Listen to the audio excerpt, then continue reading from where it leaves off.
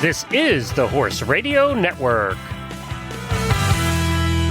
This is episode 677 of the Dressage Radio Show, official podcast of the United States Dressage Federation on the Horse Radio Network, brought to you by Kentucky Performance Products and Trust Design.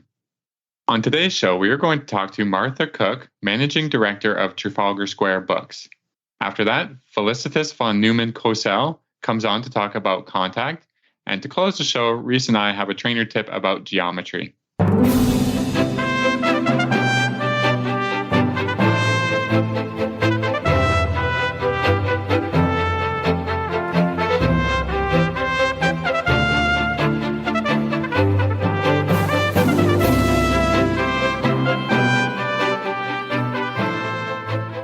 This is Reese Stanfield from Georgetown, Kentucky. And this is Philip Parks from Rockwood, Ontario, and you're listening to the Dressage Radio Show. Hi, Phil. How are you? I'm doing good. You know, a little tired, but it's full steam ahead here in Ontario, Canada. Weather is beautiful. I love it. I need to come and visit. This is the time. This is the window. We're in it. We have 2 weeks left before it snows again. Yeah. So. I love it. You have a very small window. It's a very small window, and that's when I come to see Phil.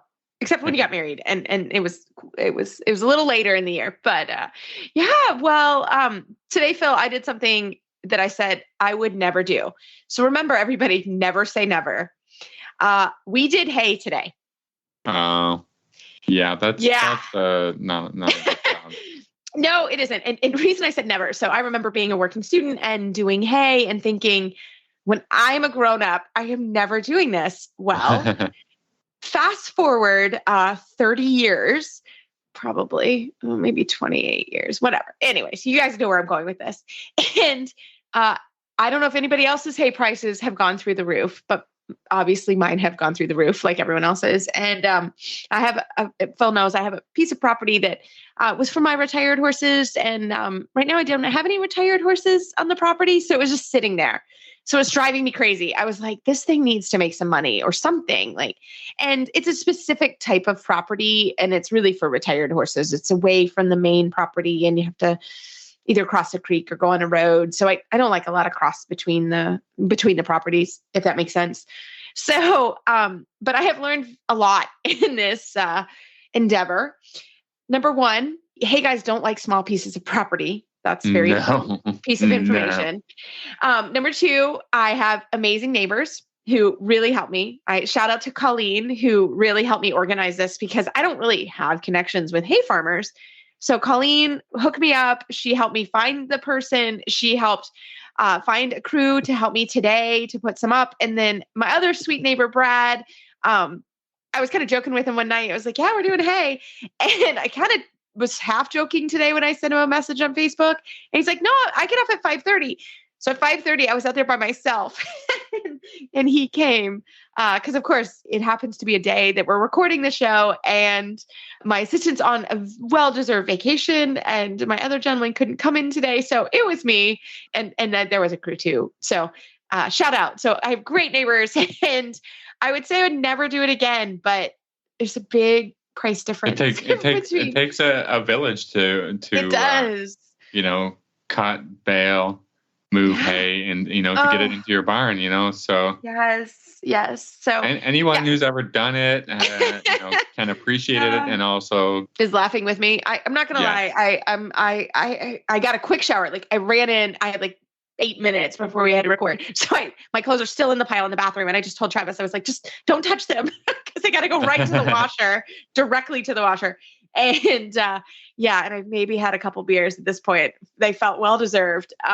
But I felt very proud of myself. I feel like I got a great workout in. Tony would be very proud. I did ask Tony what he was doing tonight and he didn't return my phone call. So I was like, I've got a great way to do a workout. Yeah. So anyways, but I feel very accomplished and I cut my hay cost down by $8 a bale. So I feel really good about that. So I'm not going to say never, but I'm going to have to think about it next year. Just remind me, Phil, how I feel. Okay. All right. Yeah. We'll play back this segment, the start of the show, just to give you a couple of reminders about Yeah, it is. How hard that is. Yeah. And last week we had a horse show. My boy is getting a lot of miles. Der Zauber, he's owned by Blackberry Ridge Farm. It was great. And it was the show of like almost 4 seasons. Like it was crazy. The first 2 days were so hot, like really hot. And then we had a storm come through and it rained. And when I mean rained, it really rained. I actually brought my horses home and I got them in the driveway right when it came down. But I just felt more comfortable. There's some tornadoes in that storm. And I live not far from the horse park, like 15 minutes. So I could see the storm coming over the field. And I was like, I've got to get these horses in the barn. So I pulled them literally right up. They only had to walk off like 3 steps in the rain. So we got them home. But also Jet did her second level. She was reserve champion. Zippy Der Zauber was reserve champion. So we had a really good horse show, but we were cold. I mean, one day we all had jackets on. It was crazy, but it was a good show. So it was fun. So we have a couple weeks off now. We take a little break now from showing. You now go into show mode, don't you, Phil? Well, yeah, we've been there. We have a competition next week, so kind of back at it. Move into the show spot. I guess it's like 5 minutes down the road from my house, which I love. Oh, nice. Yeah, it's like when I show at the horse park. It's very close for you. It's nice to sleep in your own bed for sure. Yeah, absolutely. So that'll be good. So we'll probably have to take a break next week from doing the radio show, but we will that's be just back. the way it is. It'll be a good show. Sorry, we don't do it very often. listeners. We don't do it very often. We'll put a best of up. So some of our favorites, Phil and I always get to pick our favorites out for that. So that's a lot of fun. But yeah, this is the go time for Phil and I. And yeah, I quiet down. Phil will get quite busy. So we're looking forward to it. Well, we wish you great luck. We have a really good show for everybody. So we're going to get started right after this commercial break from Kentucky Performance Products. This Nutrition Minute is brought to you by Kentucky Performance Products, the company that simplifies your search for research-proven nutritional supplements at kppusa.com. The horse that matters to you matters to Kentucky Performance Products. Feeding your horse starch-laden grains can lead to colic, laminitis, and metabolic disease. Today, nutritionists are recommending the use of high-quality fat to provide healthy calories. Fat is an extraordinary energy source. It's readily utilized by the horse and contains more than 2 times the calories of starchy grains. Replacing grain with a high-quality fat supplement reduces a horse's risk of developing health problems. Equijewel Stabilized Rice Bran is an excellent fat supplement.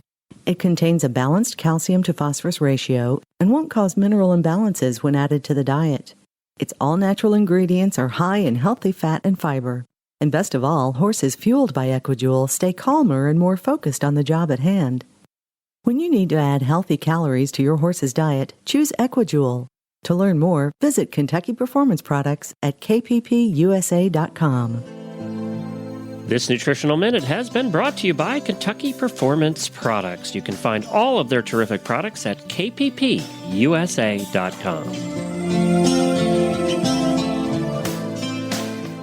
Well, tonight we are so happy to have Martha Cook. She is the managing director of Trafalgar Square, and she is actually the lady that makes the book club happen for us. So we wanted to have her on the show because it's so fun. It's been a great addition to our programming, and we wanted to welcome Martha on the show. Welcome. Thank you. It's a pleasure. Of course, I'm aware of the show because I send you books and connect you to authors. So it's great to be on the hot seat myself. I love it. Well, actually, one of our listeners requested it. Somebody said, we want to hear from Martha and hear because it is such a cool, there's not a lot of print left. We were just talking about that before we started the show. So tell us, Martha, tell us a little bit about yourself. Okay. Well, I have been at Trafalgar Square Books for a frightening 35 years, so I'm giving away my age. But I did go there directly out of college. And what took me to Trafalgar Square Books was centered riding and Sally Swift. I grew up in southern New Hampshire, about 10 miles from where Sally Swift lived and taught. And so I was taking lessons from Sally Swift before she was centered writing. And when I got out of college with a art history degree, ever so useful, I was looking for a job, and I saw an ad for a book company that was looking for a marketing and publicity assistant. And I recognized the name, and I'm like, oh, I bought centered writing from that company. Hey, they do horse books. And I've been a horse person. I started riding when I was 5. I've owned a horse since I was 12. So I applied, and they hired me. And at that point, we were largely a distributor of British books. But the publisher and owner, Carolyn Robbins, was also connected to Sally Swift. And so she had published Centered Writing, which was the first book of Trafalgar Square's long list of equestrian books. And the book is still in print, and it's sold close to 1 million copies worldwide since 1985.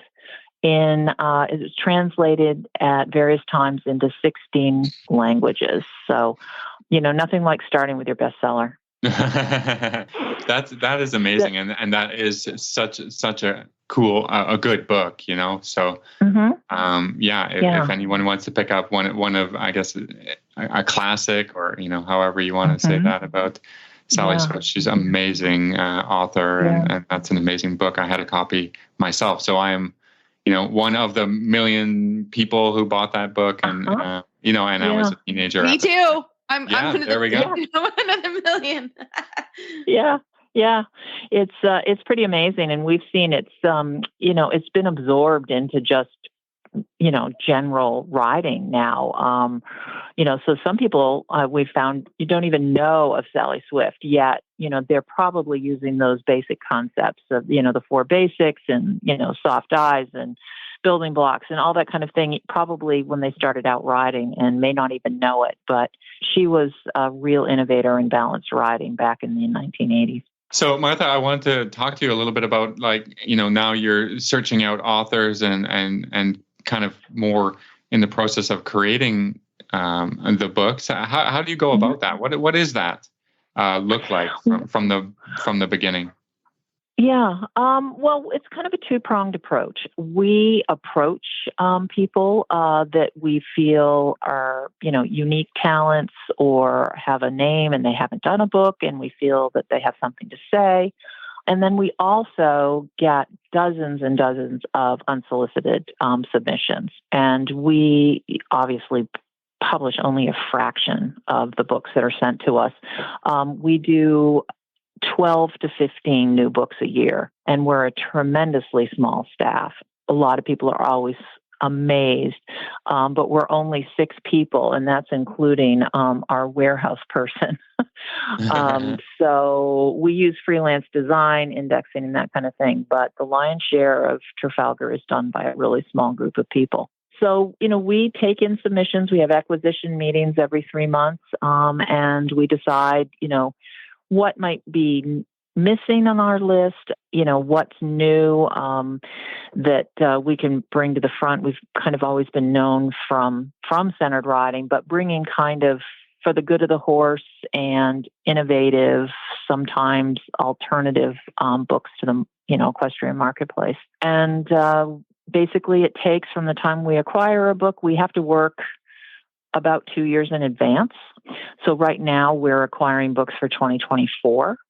Some people think, oh my gosh, that's a long ways away. But, with all the work that has to go into it, the editorial, the design, all the marketing, advanced marketing that gets done, 2 years, spins right by for most people. Yeah, that's crazy. But that makes sense. That makes sense because it takes that long by the time you distribute it and get it ready. So that would make complete sense. Yeah, it really does. And, different from, people that just kind of self-publish. I mean, when they come to us, they're getting, professional design, they're getting professional editing, and, all indexing, all that kind of thing just takes time. So maybe you can tell us a little bit about convincing Robert Dover to write a book, and kind of what was that process? And, I love it. You got a real personal book from him. Yeah. I just think that was quite a special thing. So I was just going to ask you about that. Well, Jane Savoy was really connected with Robert Dover, and Jane was both a close friend because she was a Vermonter, but we published her first book, That Winning Feeling, in 1992. So that was shortly after I went to Trafalgar Square. So, she rode with Robert a lot, and Robert referred to her as my Jane Savoy. So we were kind of connected a little bit with Robert even back then because he contributed to That Winning Feeling. And so over the years, I've, seen Robert in Wellington, or, we've been in touch, and he's like, I don't want to just write another, how to do dressage book. There's nothing new to say. There's, I can't add anything. So, I just bided my time. And eventually I said, come on, Robert, isn't it time to kind of do a memoir-y kind of thing? And he finally relented and said, okay, I'll do it. And he had this whole Gates of Brilliance thing where he felt those were kind of stages, not just in his equestrian life, but in his personal life. And he was ready. He was ready to kind of, he'd gotten to an age where he was ready to let people know what his life was like. So it's a great deal of fun working with Robert. And he's a major character, as you know. I love it. So my question is, do you have a favorite book? I mean, that's a hard question to answer, but do you have a favorite? Well, it's kind of a rolling favorite, and, it's a little bit like trying to choose between your children. It makes sense. But my current favorite book is a book called Horse Brain, Human Brain, The Neuroscience of Horsemanship, that we published in I guess it was last year, 2021. And that book is a little bit of an exception to our submission process. It came to us unsolicited, and Rebecca Didier, our managing editor, takes in our submissions, and she just emailed me and said, go onto the server and look at this book. We need to move on it. And it was perfectly written. Janet Jones, the author, is our neuroscientist and a very experienced horsewoman. And she has written the most definitive book on the horse's brain for the layman that is out there. And I really feel that, it's almost one of those things where horse owners should almost have to have the book before they can own a horse. It talks about how horses' vision, horses' hearing, all of those elements, and how their brain cannot work like the human brain. And how so many times, we put onto horses that, I made him work too hard yesterday. So, now he's just going to be sulky today. Well, that's not, horses can't even, their brain cannot physiologically work like that. And it really educates people. And she writes in a really lovely style. So right now, that's my favorite book. Oh, nice. We might have to review that in the future. Yeah, I was just going to say, can we put that on our list? Yeah, I think you should, because, it doesn't matter the breed, the sport. I mean, everyone should have this lens onto how their horse can and cannot think. Yeah. Cool. So I'm going to give you the opportunity. You are responsible for introducing our next book club book of the month. All right. Well, drum roll. I was going to say, here's desk roll. Gotcha. It is entitled Bolder, Braver, Brighter, The Rider's Guide to Living Your Best Life on Horseback by Coach Daniel Stewart.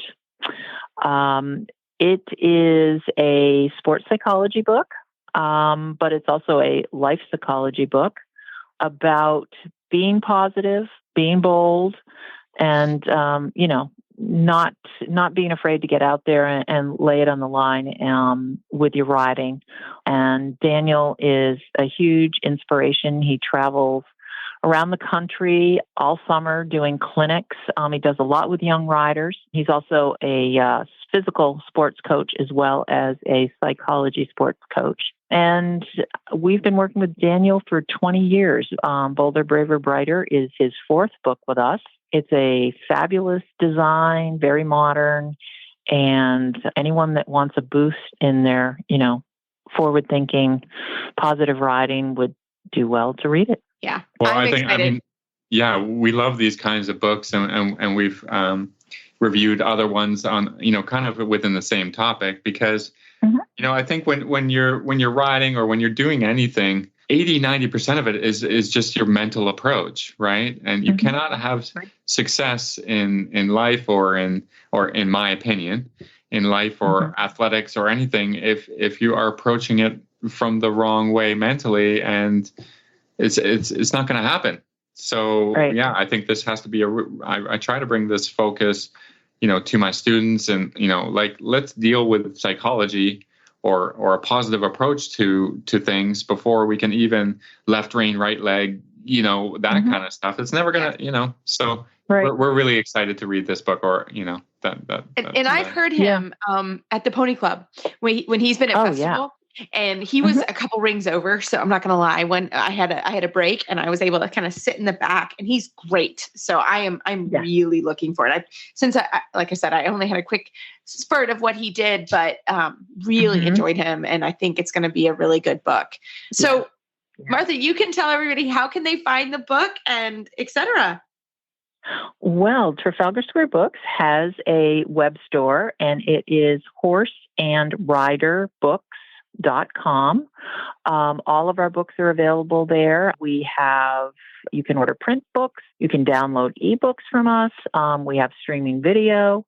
So come and visit us. We have free shipping in the USA. And we have our forthcoming books, our new books. Everything is done by category. So, everyone should just come and have a look around. And we really appreciate it when people support small business. And it makes a difference for our authors, for sure, when people buy publisher direct. So that's just putting that out there. I just want to kind of make that point, is that you can order the books other places online, but if they want to support, authors and companies, it's better to just directly order it from Trafalgar Square, and that goes for everything that is on a certain marketplace. Yeah. And I just want to, before we close, I just want to do a special offer for your listeners. Ooh, nice. This is exciting. Yeah, a little bit of a surprise. I want everyone to have a coupon code to get 20% off at horseandriderbooks.com. It will be opening right now with the show and be active for a week. So come along and use the code DRS22. Remember, that means Dressage Radio Show 22. So use those characters in the coupon space at checkout, and you'll get 20% off and free shipping if you're listening to us in the USA. Awesome. Well, Martha, again, thank you amazing. So much. We appreciate you guys over there so much. And thank you. Okay, and you've been a part of our team from behind the scenes for many years. So and may it long continue. We've got some great new books. We have some terrific new books coming. So we'll be getting those to you too to have a look. Love it. Well, thank you, Martha. Have a great evening. All right. Okay. You too. Thank you. Bye-bye. Keeping our horses happy and healthy is paramount to horse owners everywhere. Since our horses are often a reflection of the environment we create for them, the Stall and Stable Show covers ideas that help us create the best home we can. From innovations in barn design to business best practices and lifestyle segments, there's a new episode every 2 weeks at stallandstable.com, Horse Radio Network, or wherever you get your podcasts. Well, tonight we are so happy to have, back by popular demand, Felicitas von Neumann-Cosel. Felicitas, welcome back to the show. Thank you guys so much for inviting me again.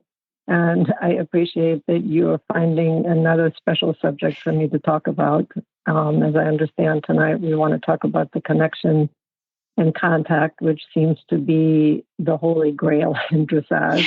Yes, this was Phillips. This is Phillips. It's my favorite question. 5 minutes before the end of a lesson, somebody asks for me to be explicitly explaining the contact. So what I would like to do today, maybe talk about it from a different angle, because a lot of preoccupation for the rider in their job and what they need to feel. And I think sometimes it can be helpful when you have another point of view, maybe the point of view from the horse.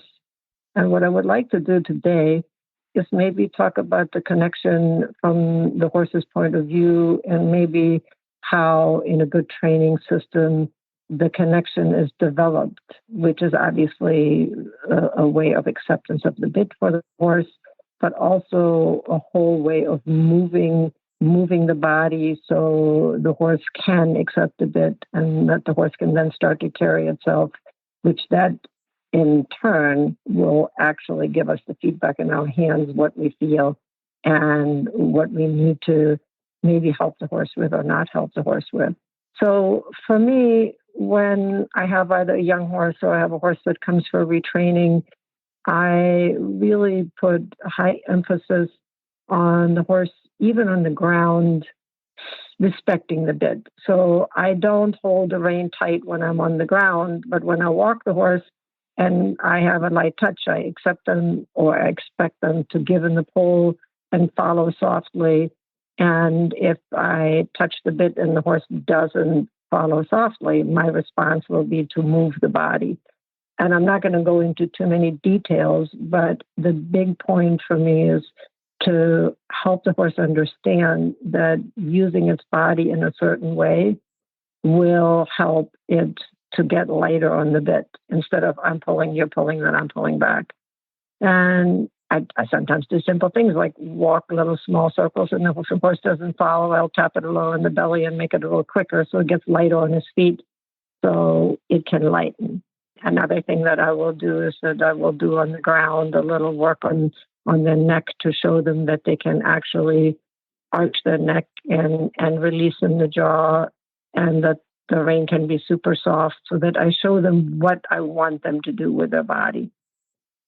So then in the first step of training, let's say we have a young horse, what we want to show the horse is that the bit is actually like the front axle of the wheel. If you think about the horse having two wheels, the hind end turning and the front end turning. And I feel like the movement has to turn through that front axle of that front wheel.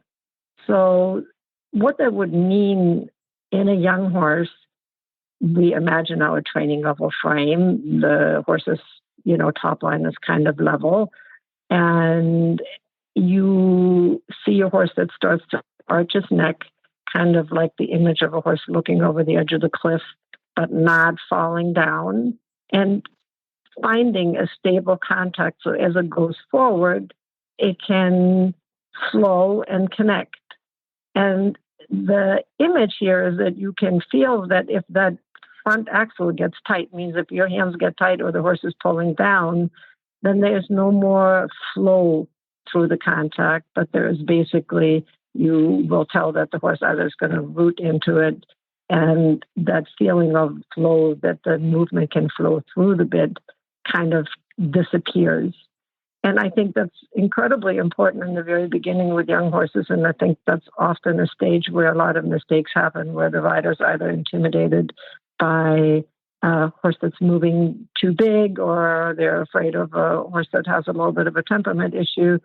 But that to me is a really, really important phase. And I think it is important to teach the horses at that point that the connection has nothing to do with steering or stopping. But basically, at that point, when the horse goes around and arches and reaches into the contact, you start to feel how they will follow your weight and how they will follow your seat, because that is something that is built into the horse. It's not something, yes, we train it and we help it with the training, but they're reflexes and responses. And I think that's a really important time to realize how stable the bit actually is without it being stiff or rigid.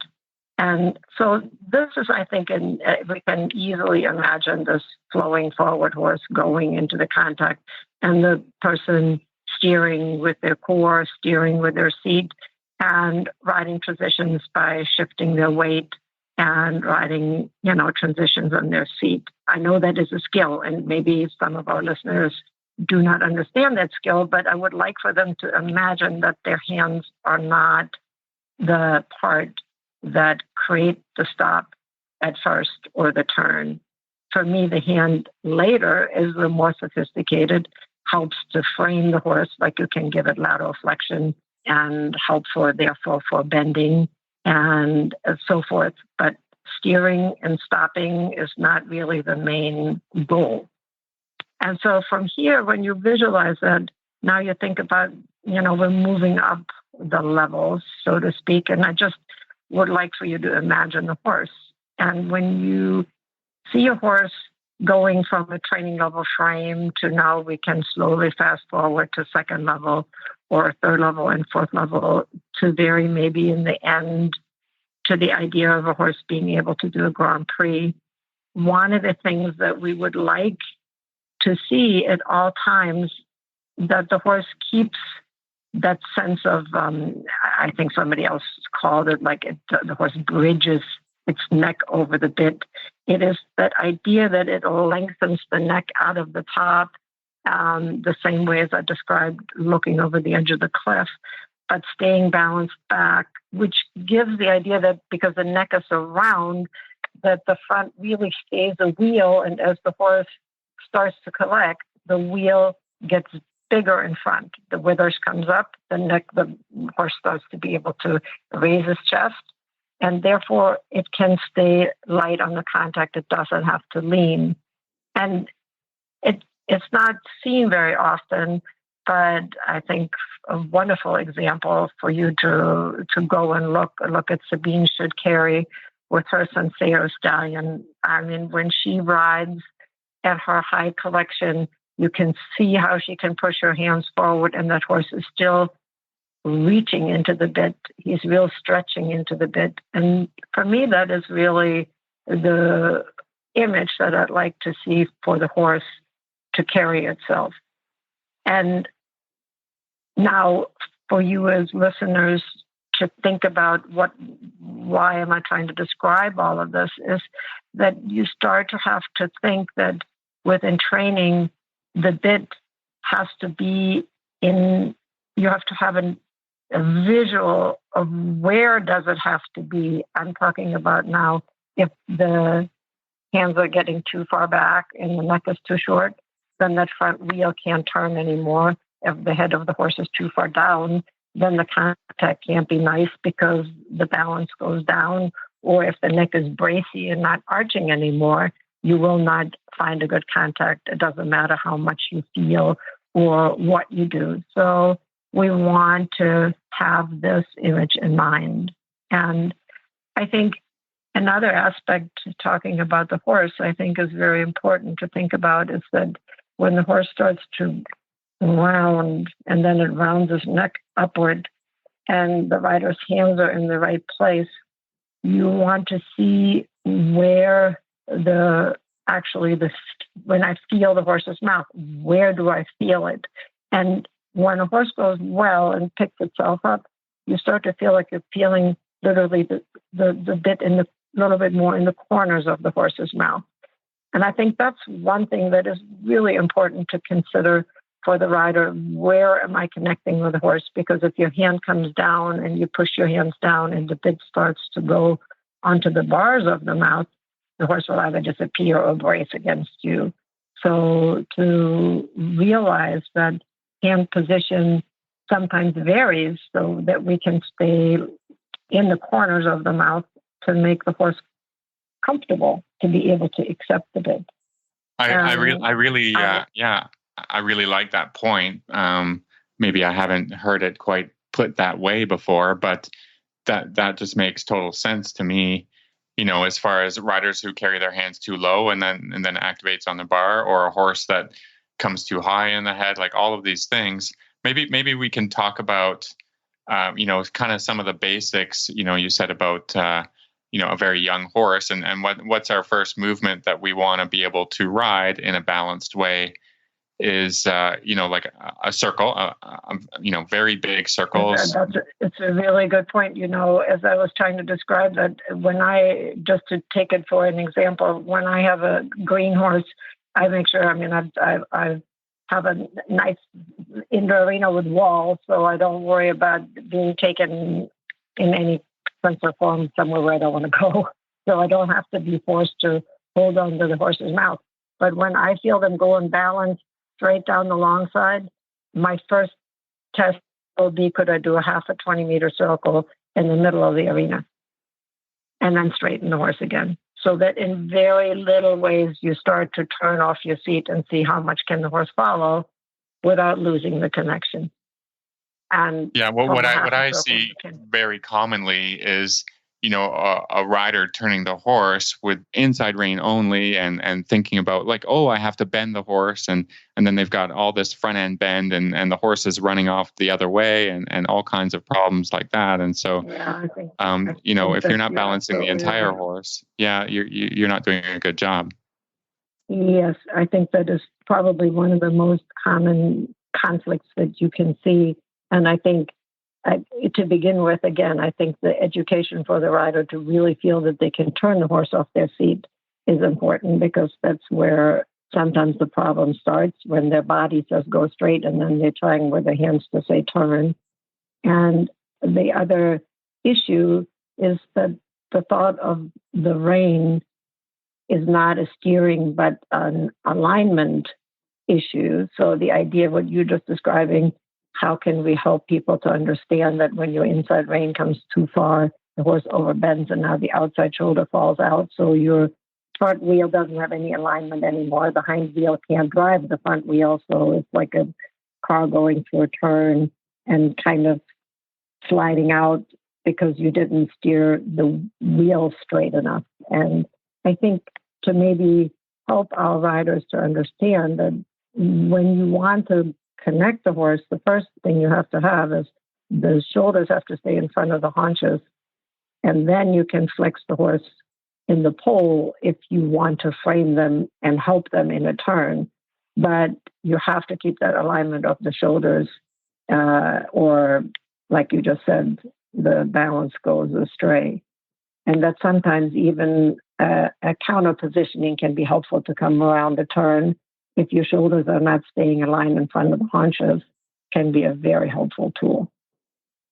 Yeah, and just one extra point on that is just to say that the horse rounds itself not because the bit is pulling backwards, but because you've given them good balance and engagement, and then the frame happens, right? You make it, you try to balance the horse and send them forward, so that the frame is natural to the horse. And if you feel like you're pulling on his mouth or something like that to just be a force of power, and that's never going to work properly anyways. It's not going to work. But I think that like what you described in the beginning, there is the issue of people not feeling the lack of balance or the lack of alignment. Because if I for a moment have to be strong with my hand, but I put my horse in balance and then my hand soften, the horse can carry itself. And often they are not at all mindful for me to be for a moment momentarily stronger, because right the next stride I can soften again. But if I pull the horse out of balance and I'm strong, it's going to brace more, and then there is no more giving afterwards, And so what I like to do a lot for people to have that sense that they can steer off their seat and that the horse can go to their contact is do little exercises that are very simple, but being, for example, in a circle, let the horse stretch until you feel it starting to arch his neck, and then, getting round when they stretch downward.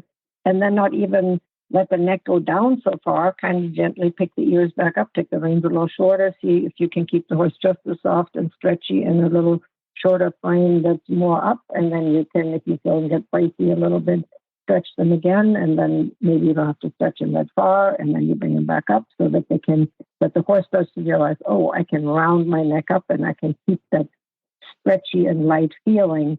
At the same time, when the horse can get lighter, it really challenges the rider to do steer off their seat and keep the horse between their legs in a soft way and be more aware of the horse's rib cage. So it's not like you said earlier that the horse can put itself into the connection.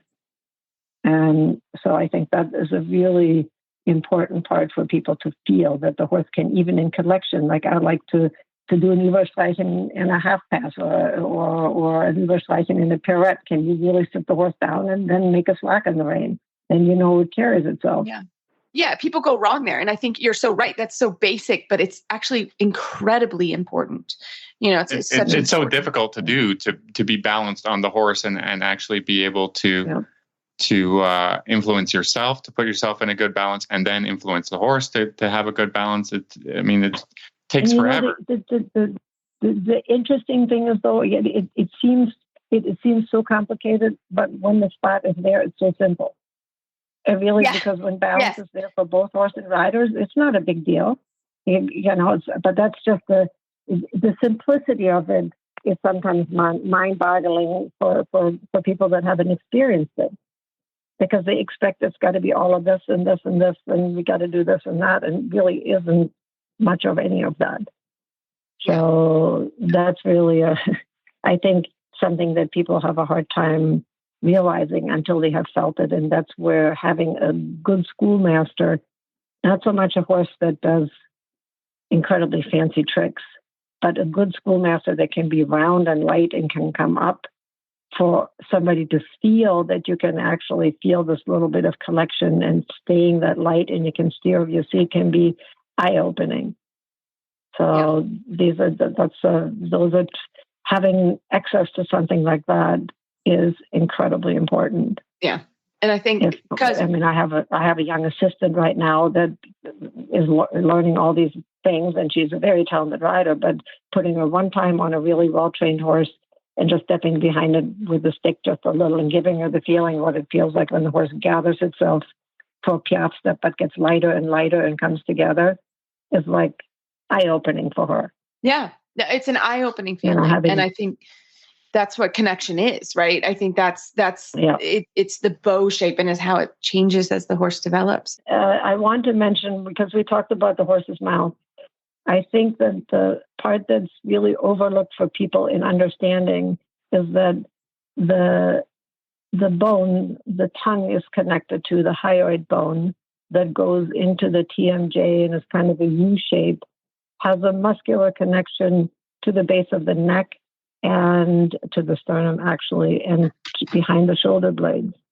And so when the horse is not soft and stretchy, even when it collects, when that area gets tight, there's a lot of blocking going on. The horse cannot move his front legs as well, cannot move the hind legs as well. So besides that, it's the beautiful bow and the wonderful feeling, without the horse reaching into the bit, it's going to be blocked to move the way it needs to move. I think people don't really understand that enough. If you have a double bridle or a rein and you pull back in that area in the neck, the horse gets a little U-shaped in the neck, or braces in the under neck, and the area in the pole right behind the jaw gets really tight. Horse has a really hard time flexing laterally, but that puts a lot of pressure on a very sensitive area in the horse. And I think a lot of horses get in trouble there. And I think that we need to remember that and mention that, so there is more education. That's a great point. So actually, Felicitas, we're gonna cut here, and we're gonna be back to talk more about contact and connection, because it's a huge topic, and so we'll give you another opportunity to carry on about this topic. Okay. But for today, we're done. How can people find you online? I think you can follow me on Facebook. That's the best thing. I have a professional page that's easy to find. And otherwise, you can find me at First Choice Farm, 301-854-6541. And I started teaching some more symposium-style events around the country. And I think it's been a really great success and a lot of fun to be able to show a little bit more in detail, how the synergy of horse and rider can go together with some creative ideas and tools, how to help, both of you. So as horse and rider. Fantastic. Well, Phil, I actually lied. We have a horse show this weekend too. Yeah. Is it this weekend? Yeah. Not this Saturday, but the Saturday after. And Neo, my youngster, is going to go. And I have the Rose halter, and it is from Trust Design, and it is so cute on him. I love it. And he's going to go to the horse show with that halter on. It's a little schooling show, nothing super fancy. My sister's going to ride as well. So it's her first time at a horse show in a long time. And so I let her borrow one of my halters for her horse, Danny. And it's going to be great. We're going to pull the horses up, under the trees with the trailer. And I can't wait to have his little halter on. So I know you guys are going to be sporting it in Canada as well. I really think that the pink on the dark horses really stands out nicely and just gets the horses noticed and shows off really, really well. So everybody, listeners can get their Trust Design halters at www.trustdesign. That's TRVST.com. And we've got a discount code for you. If you enter HRN, you're going to get 10% off on checkout. So that's perfect. And we thank them over there for all their support.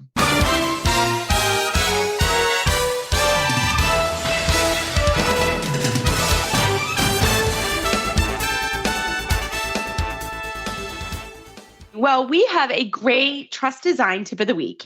And we were talking off air about our trainer tip of the week. And right now, because it's in the midst of show season, so what I do always is when I get my test back or, anyone that I'm coaching, we kind of look at what I call low-hanging fruit, which are things that we can fix literally overnight.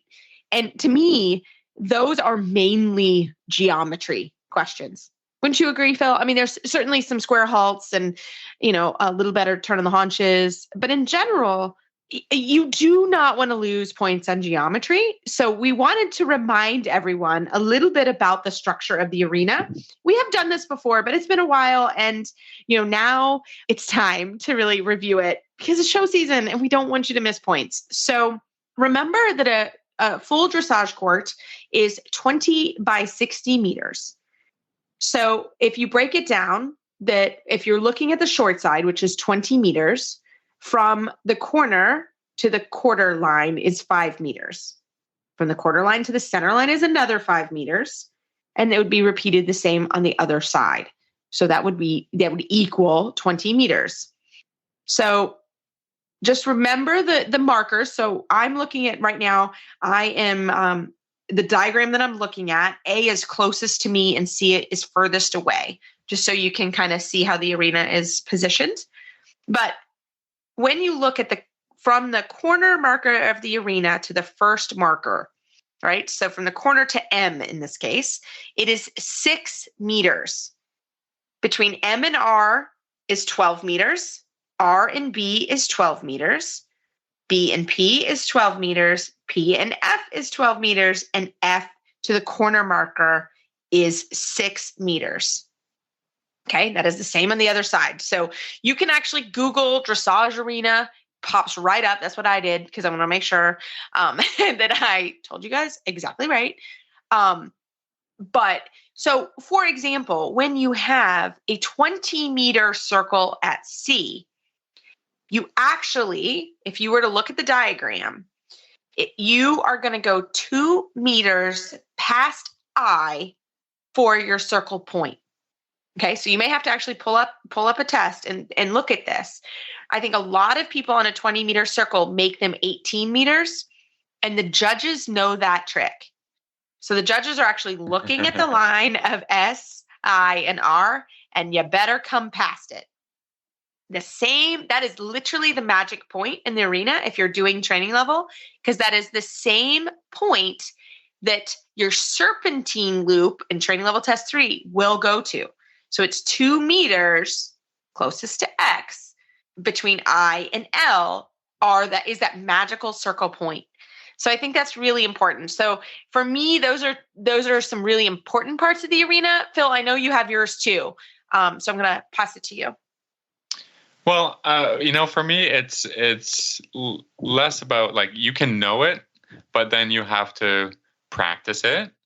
And then you've got to not get too much in your head riding your test to, maybe you're looking at the horse's ears, or you're thinking, oh my goodness, this is a great trot. And then you're not meeting your mark. So it's a bit of a multitasking issue for some people. We're like, oh yeah, I totally forgot to look where I was going, or, and I've done it too. Everybody does it, but like Reese said, it's like, this is low hanging fruit. No matter what, if your horse is, trotting for a 10, but you're not hitting the points to which you should, you're not getting a 10. So it's rare that a rider is going to have a horse that trots for a 10. So, if your starting mark is 8, let's say, you're going to get 2 marks off, 3 marks. Like what? Don't throw that stuff away. Like, all of it is important, right? So, think about it as you're practicing your test, so to be aware of it when